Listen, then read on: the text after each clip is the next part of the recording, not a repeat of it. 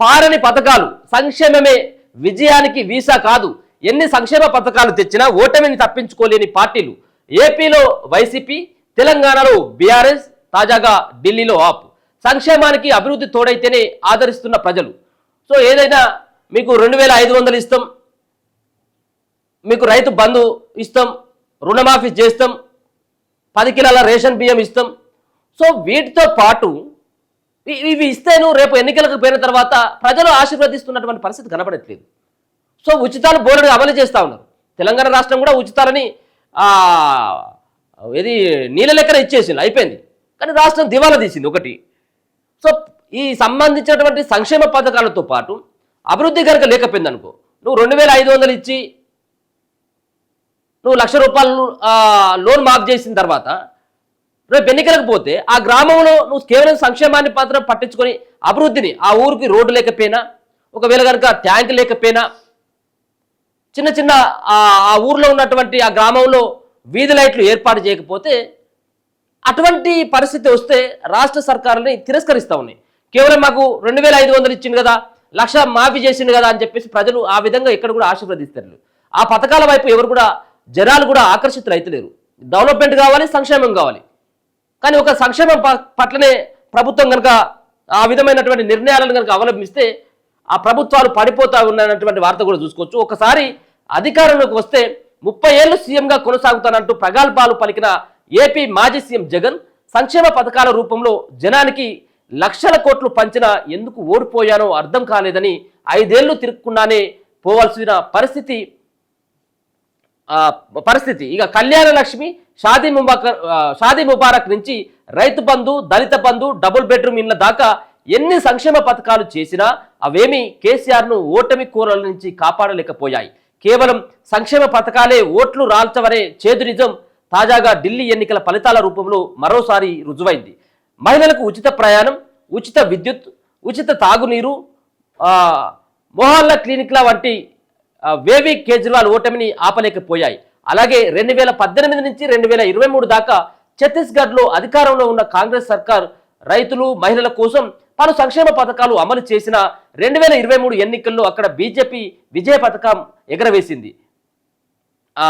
Colour టీవీలు, మిక్సీలు, గ్రైండర్లు ఇలా విచ్చలవిడిగా ఉచిత కానుకలు పంచడంతో పాటు లెక్కకు మిక్కిలిగా సంక్షేమ పథకాలు అమలు చేసిన తమిళనాడులో ద్రవిడ పార్టీలకు అక్కడి ప్రజలు మార్చి అధికారాన్ని కట్టబెట్టారే తప్ప ఏకదాటిగా ఏళ్ల తరబడి పాలన పగ్గాలు అందించలేదు. ఇలా చెప్పుకుంటూ పోతే ఎన్నో ఉదాహరణలు. నిజానికి ఓట్ల కోసమో, ఓటు బ్యాంకు కోసమో ప్రభుత్వాలు అమలు చేసే సంక్షేమ పథకాలను చాలా మంది ప్రతికూల ధోరణితో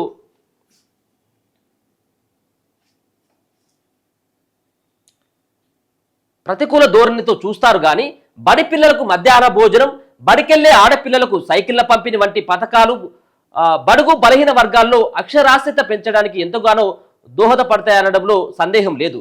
అలాగని సంక్షేమం పేరుతో అడ్డగోలుగా ప్రజల ఖాతాల్లో లక్షల కోట్ల రూపాయలు వేసినంత మాత్రాన ఎన్నికల్లో గెలవడానికి వీసా దొరికేసినట్టు కాదు. వాటికి ఒక పరిమితి, అభివృద్ధికి సంక్షేమానికి మధ్య సమతౌల్యం లేకపోవడమే అసలు సమస్య. ఈ విషయాన్ని అర్థం చేసుకోలేకపోవడం వల్లనే రాజకీయ పార్టీలు అతడి కంటే ఘనుడు అచంట మల్లన్న అన్నట్టుగా ఒకదాన్ని మించి మరొకటి విచక్షణ రహితంగా హామీలు ఇచ్చుకుంటూ పోతున్నాయి. ఈ పథకాల అమలుకు దొడ్డిదోవన కార్పొరేషన్ల పేరుతో లక్షల కోట్లు అప్పులు తెస్తున్నాయి. బడ్జెట్ అప్పులను మాత్రమే లెక్కల్లో చూపుతూ బడ్జెటేతర అప్పుల్ని దాచేసి మాయం చేసే ప్రయత్నం చేస్తున్నాయి. తెచ్చిన అప్పులను సద్వినియోగం చేస్తున్నాయా అంటే అదీ లేదు. అభివృద్ధి ముఖ్యమై అప్పులు మాత్రమే మిగలడంతో అప్పులు తాలూకు అసలు వడ్డీలు కట్టే దారి తెలియక ప్రభుత్వ భూములు, ఆస్తులను తాకట్టు పెట్టే తెగలమ్మే దుస్థితికి దిగజారుతున్నాయి. ఏపీలో జగన్ సర్కార్ అలా ప్రభుత్వ భవనాలను తాకట్టు పెట్టిన సంగతి తెలిసింది. వైసీపీ హయాంలో ఏపీ రోడ్ల దుస్థితి గురించి చెప్పుకునే అక్కర్లే లేదు. వైసీపీ హయాంలో ఏపీ రోడ్ల పరిస్థితి చెప్పుకునే పరిస్థితి లేదు. ఇటు తెలంగాణలోనూ అదే పరిస్థితి. కేసీఆర్ సర్కార్ భూముల విక్రయం చేపట్టడం, ఓఆర్ఆర్ను 30 ఏళ్ల పాటు ఒక ప్రైవేటు సంస్థకు కేవలం 7,000 కోట్ల లీజుకు కట్టబెట్టడం అందరికీ తెలిసిన విషయాలే. ఇలా రాష్ట్ర ఆర్థిక పరిస్థితి అప్పులో కుదేలైతుందని తెలిసినా ప్రత్యర్థి పార్టీలు మరిన్ని హామీలు గుప్పించి అధికారంలోకి రావడం, వాటిని నెరవేర్చే మార్గాలు కనిపించక నానా తిప్పలు పడుతుండడం అసలు విషాదం. ఢిల్లీలో సైతం ప్రస్తుతం ఇదే పరిస్థితి నెలకొంది. అక్కడ ఆమ్ ఆద్మీ పార్టీ అమలు చేసిన పలు సంక్షేమ పథకాలను కొనసాగించడంతో పాటు వాటికి అదనంగా మరిన్ని పథకాలు అమలు చేస్తామన్న బీజేపీ తన హామీలను ఎలా నిలబెట్టుకుంటుందో చూడాలి.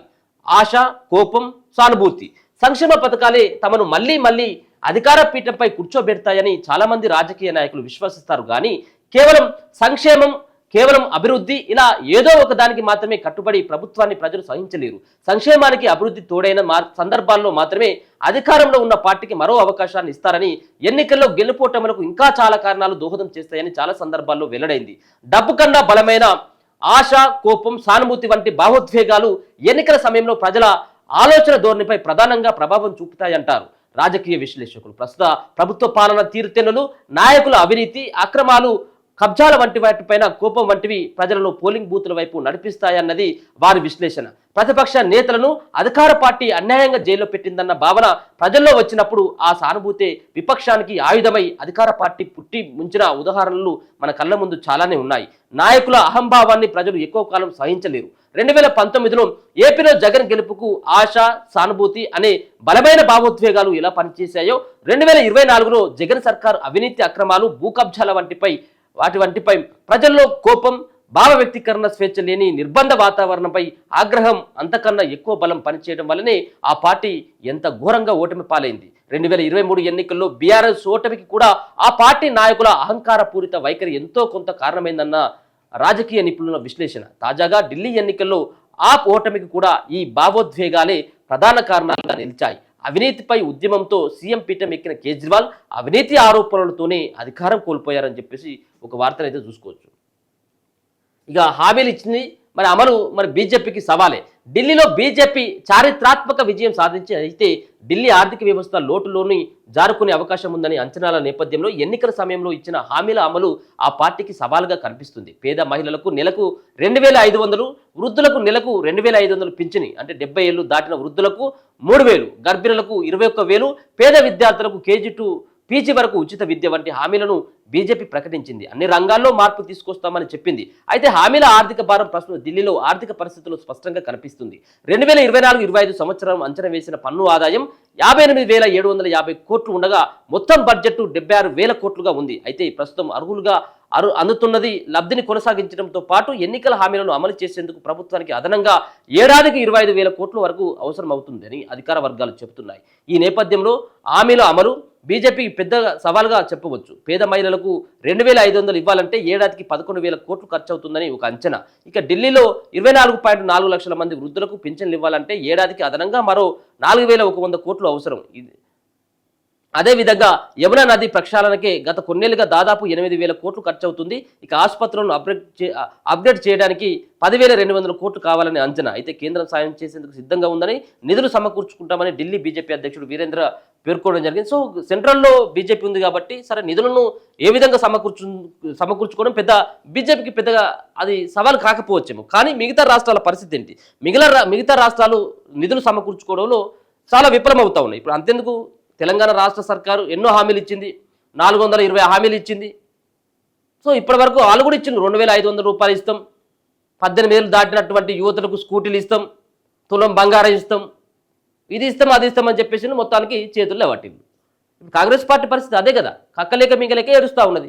హామీలు అయితే గద్దెనైతే ఎక్కిండ్లు, నువ్వు అబద్ధపు సంబంధించినటువంటి హామీలు ఇచ్చినవా, ఇది చేస్తామా లేదా, ఇది మన బడ్జెట్ సరిపోతుందా లేదా అనేది ఎవరు కూడా చూసుకోలేదు. కేవలం ఇచ్చిండ్రు 2,500 ఇస్తాం, మేము రాగానే 2 లక్షలు రుణమాఫీ చేస్తాం. నువ్వు ఏ సంబంధించినటువంటి వాళ్ళు పోతే వాళ్ళు నీ సమస్య పరిష్కరిస్తా, మీకు ఇన్ని కోట్ల రూపాయలు ఇస్తే మేము అధికారంలోకి వస్తామని చెప్పేసి అడ్డగోలు హామీలు ఇచ్చింది కాంగ్రెస్ పార్టీ. ఏ పార్టీ అయినా ఈ రోజులలో హామీలు ఇవ్వడం, హామీలు ఇచ్చిన తర్వాత ఎన్నికల్లో ప్రజలు వాటిని విశ్వసిస్తూ ఓట్లు వేసిన తర్వాత వాటిని అన్నిటి కూడా మర్చిపోవడం ఇప్పుడు పరపాటిగానే మారిపోయింది.